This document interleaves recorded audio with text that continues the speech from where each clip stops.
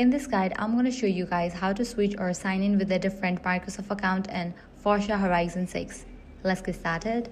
First, completely close Forza Horizon 6 and make sure it is not running in the background.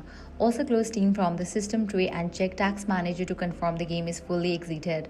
Next, open the Xbox app on your PC, click on your profile picture and sign out of your current account. After that, open the Microsoft Store, click your profile icon and sign out from there as well to remove the active login sessions. Next, search for Windows Credential Manager and remove any saved Xbox Live or Microsoft account credentials, as these can automatically force the wrong account to sign in. Once done, restart your PC to refresh all account sessions properly. After rebooting, right-click on Steam and select Run as Administrator.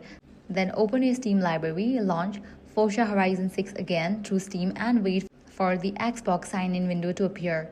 When the login prompt shows up, enter the Microsoft account you want to use and complete any verification steps if required. Make sure to allow all the permissions when prompted so the account can sync properly. Once signed in, wait for Xbox Cloud sync process to finish completely without closing the game, as this ensures your saved data is correctly linked to the new account. After everything loads, open in-game profile section and confirm that the correct Xbox gamer tag is displayed. You can also test online features to make sure the account switched was successful. If the game still does not switch accounts, go to Windows Settings, open Apps, select Xbox and use Repair or Reset option, then try again. And that's it. If this guide helped you out, do not forget to like, share and subscribe.